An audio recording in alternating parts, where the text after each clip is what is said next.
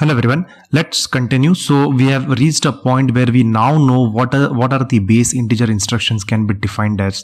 But in order to understand each and every instructions that you see on my screen, it's really very important to understand the other parts of the instructions. For example, to start with, we need to understand what are these interfaces that is being available to the application program. So what we'll do is, let's start from the application binary interface definition. Let us try to understand what does application binary interface actually means to us, and how really important it is from a processor point of view, and from a user program point of view. Let's try to understand this one. It's very easy to understand, so we'll try to break this up into small parts. For example, we'll start with the interface first, and we'll try to understand what does the application binary interface means, and then finally we'll go into the different ABI names given to each and every registers of your processor. So let's do it step by step so that things are pretty much easy and clear to understand.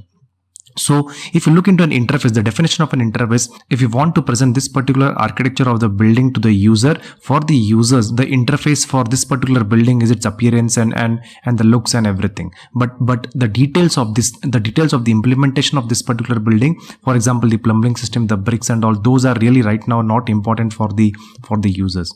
Okay, they can get into details if they need to, but right now the appearance is first. The first important interface for the users to get attracted to this particular building is its appearance. Similarly, for a computer, the interface for the users is its appearance and the functionality. For example, this computer should do some work which the users actually need. It should be able to do something. When you are paying some dollars for this laptop, it should be able to function the way the users want it to be.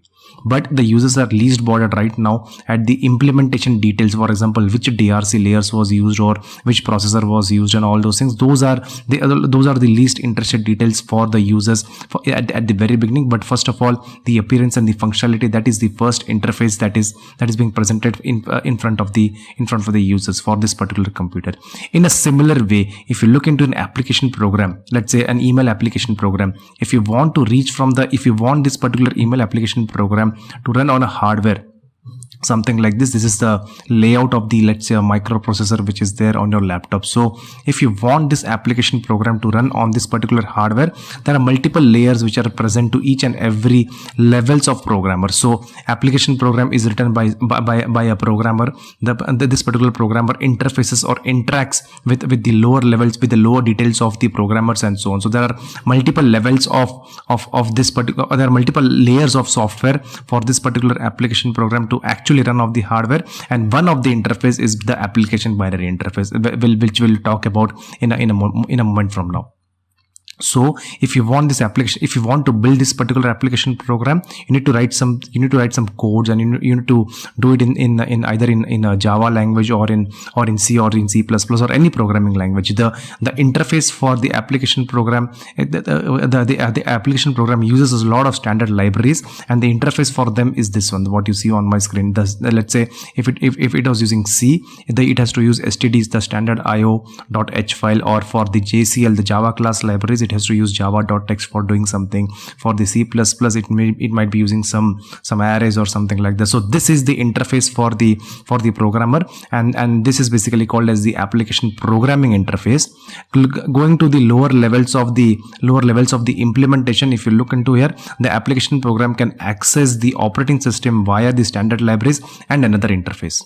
Now this is the blue line interface is what we are going to talk about in a minute from now. Next, from the operating system, in order to reach to the machine language program, there is a ISA, which is an interface. But this ISA is an interface between the operating system and the machine language that you see, the bits, the ones and zeros that you see over here. And this ISA could be a RISC-V, could be ARM, or could be x86, anything, or it could be MIPS or some of the other architectures which are already available. And this architecture, to be implemented onto the hardware, you have an interface which is called as an RTL. This RTL basically implements all the specifications which is needed by any of this particular architecture. For example, in this case, since we are using the RISC-V, this RTL will implement all the functions or all the specifications which are being defined by the RISC-V, which is also a part of this particular course.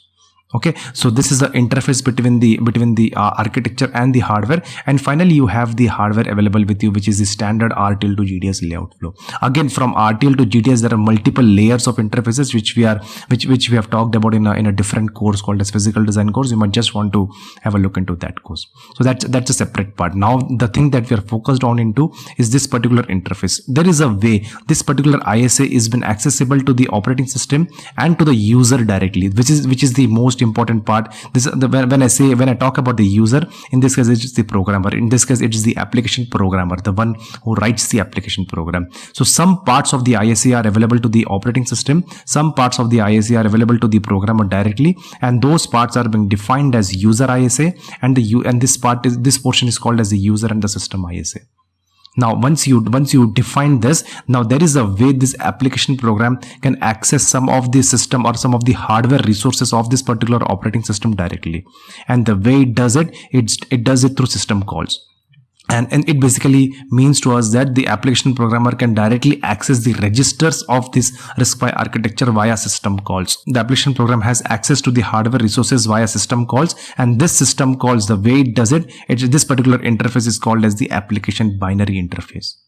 Now let us try to understand more details about the application binary interface. In short form, it's called as the system call interface. So it's basically it has got access to some of the resources of the hardware. So let's try to get a bit detail about this one. So application binary interface, if you want to actually, if the application programmer wants to access the hardware resources of your processor, it has to do via registers. Now we need to understand the architecture of the registers which is being provided by the RISC-V specifications. So in the RISC-V specifications, you have got 32 registers, and it is being, and the width of the registers is being defined by a keyword called as XLN, and XLN could be 32-bit for RV32 and 64-bit for RV64. Now the first question that arrives to us is, why are there only 32 registers? That is the first question that we need to answer.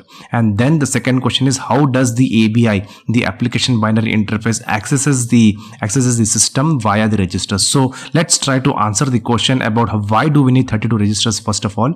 And since we are talking about the 64-bit, since we are talking about RISC-V 64-bit architecture, so let's try to define why do we need a register which are of bit 64-bit, and why is the count 32. So let's try to answer that question in the next video. Thank you.